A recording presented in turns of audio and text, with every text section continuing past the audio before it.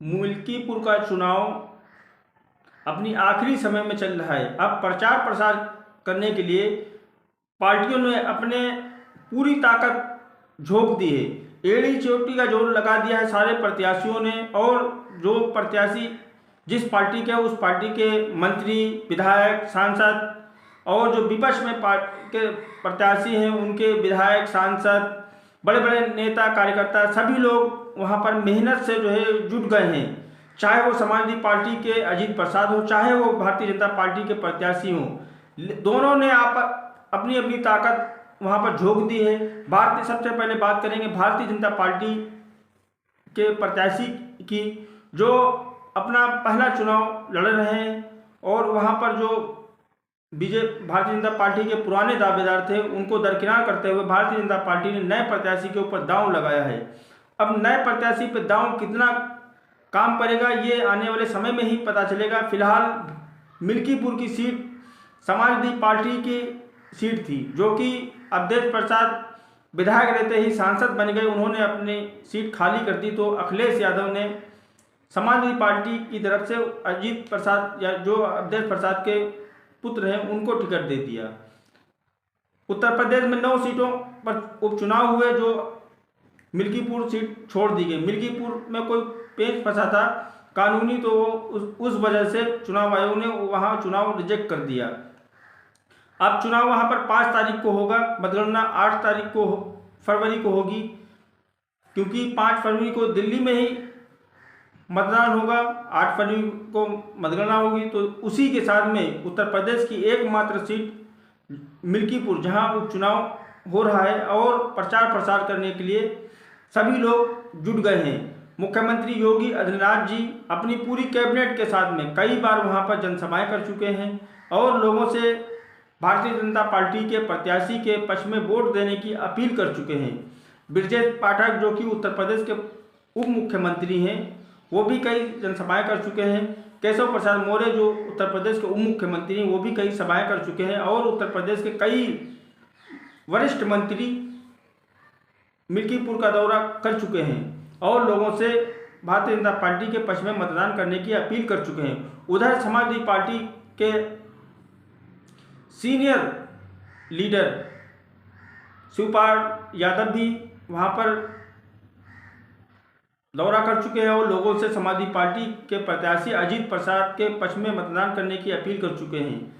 धर्मेंद्र यादव, जो कि आजमगढ़ के सांसद हैं, अखिलेश यादव के भाई हैं, वो भी कल मिल्कीपुर में थे, और मिल्कीपुर में अजीत प्रसाद के लिए वोट मांगे और लोगों से अपील की। धर्मेंद्र यादव ने यहाँ तक बोल दिया कि ये सीट, मिल्कीपुर सीट अवधेश प्रसाद की सीट थी, और अब उन्होंने अपने बेटे अजीत प्रसाद को सौंप दी है, तो यहाँ की मिल्कीपुर की जनता अवधेश प्रसाद को निराश नहीं करेगी। फिर पुनः अजीत प्रसाद के खाते में, यानी कि समाजवादी पार्टी के खाते में ये सीट डालेगी। उधर भारतीय जनता पार्टी, मुख्यमंत्री योगी आदित्यनाथ जी और अन्य कई मंत्रियों का कहना है कि भारतीय जनता पार्टी किसी कारणवश अयोध्या की लोकसभा सीट हार गई थी, अब उसका बदला यहाँ पर उपचुनाव में भारतीय जनता पार्टी लेने का काम करेगी। ये उपचुनाव, मिल्कीपुर उपचुनाव, भारतीय जनता पार्टी जीतकर अयोध्या का बदला लेगी। लेकिन अयोध्या की, मिल्कीपुर की जनता कुछ और बता रही। मिल्कीपुर की जनता से जब वहाँ पर बात करने पर पता चलता है, तो मिल्कीपुर जनता वहाँ पर अवधेश प्रसाद के बेटे, यानी कि समाजवादी पार्टी के जो प्रत्याशी हैं अजीत प्रसाद के ऊपर भरोसा जताती दिख रही है, क्योंकि वहाँ की जनता का साफ साफ ये कहना है कि भारतीय जनता पार्टी ने जिसको प्रत्याशी बनाया है, ये प्रत्याशी अभी नए हैं। जो पुराने दावेदार थे उनको दरकिनार जब भारतीय जनता पार्टी ने किया है, तो वो भी इनका विरोध कर रहे हैं, अंदर खाने वो भी इनका विरोध कर रहे हैं। अब बताओ कि भारतीय जनता पार्टी यहाँ पर कैसे मजबूत हो सकती है। बड़े बड़े नेताओं का दावा है, लेकिन दावे उनके खोखले साबित होंगे। आने वाली 8 तारीख को यहाँ से समाजवादी पार्टी के अजीत प्रसाद ही चुनाव जीतेंगे। जो यहाँ से अवधेश प्रसाद लगातार यहाँ से विधायक बनते चले आ रहे हैं, 2024 के लोकसभा चुनाव में वो सांसद बनने के बाद में सीट खाली हुई।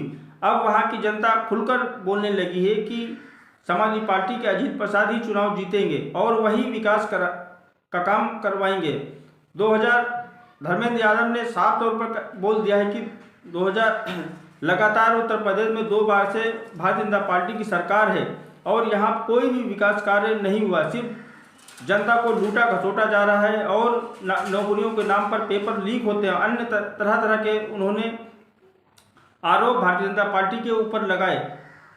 अब मुख्यमंत्री का दौरा वहाँ पर हो चुका है। अब समाजवादी पार्टी के राष्ट्रीय अध्यक्ष अखिलेश यादव का दौरा बाकी है। अखिलेश यादव का दौरा भी 2-1 दिन में होने वाला है। अब चुनाव किस करवट बैठेगा ये समय ही बताएगा। फिलहाल जो वहाँ पर माहौल बन रहा है वो अभी कांटे का माहौल है। मतदान के दिन जनता किसके ऊपर भरोसा जताती है? अवधेश प्रसाद के बेटे अजीत प्रसाद के ऊपर भरोसा जताती है या फिर भारतीय जनता पार्टी के ऊपर भरोसा जताती है? लेकिन वहाँ पर अभी चुनाव कांटे का बनता दिख रहा है। अब जनता ही जनार्दन है। अखिलेश यादव के सभा होने के बाद में चुनाव साफ हो जाएगा कि यहाँ से कौन सी पार्टी चुनाव जीत रही है। अखिलेश यादव भी कई बार वहाँ मुख्यमंत्री योगी आदित्यनाथ जी और भारतीय जनता पार्टी के ऊपर आरोप लगा चुके हैं। जैसा कि आप वीडियो में देख सकते हैं धर्मेंद्र यादव किस तरह से भारतीय जनता पार्टी के ऊपर आरोप लगा रहे हैं। उन आरोपों धर्मेंद्र यादव जो आरोप लगा रहे हैं वो कितने सच्चे हैं, आरोपों में कितनी सच्चाई है, ये कमेंट करके ज़रूर बताएं। और ये भी कमेंट करके ज़रूर बताएं कि मिल्कीपुर विधानसभा में कौन सी पार्टी चुनाव जीत रही है। समाजवादी पार्टी के अजीत प्रसाद जीतेंगे या भारतीय जनता पार्टी चुनाव जीतेगी? क्योंकि जिस तरह से अयोध्या से लोकसभा 2024 में अवधेश प्रसाद चुनाव जीते थे तो पूरे देश में भारतीय जनता पार्टी की फजीहत होना शुरू हो गई थी। क्योंकि जिस अयोध्या के दम पर भारतीय जनता पार्टी सत्ता में आई थी, उसी अयोध्या से भारतीय जनता पार्टी के हार होना ताज्जुब की बात थी। उसी हार का बदला लेने के लिए भारतीय जनता पार्टी अब पूरी एड़ी चोटी का जोर लगाए हुए है। अब क्या कहना चाहते हैं कि फिर क्या भारतीय जनता पार्टी अयोध्या मिल्कीपुर से अपना बदला चुका पाएगी या नहीं चुका पाएगी, या फिर समाजवादी पार्टी के खाते में सीट जाएगी? वीडियो अच्छी लगे इसको ज़्यादा से ज़्यादा शेयर कर देना। मेरे चैनल पर अगर नया है तो मेरे चैनल को सब्सक्राइब जरूर कर देना ताकि आपको मेरी आने वाली नई वीडियो की नोटिफिकेशन जल्द से जल्द मिलती रहे। धन्यवाद।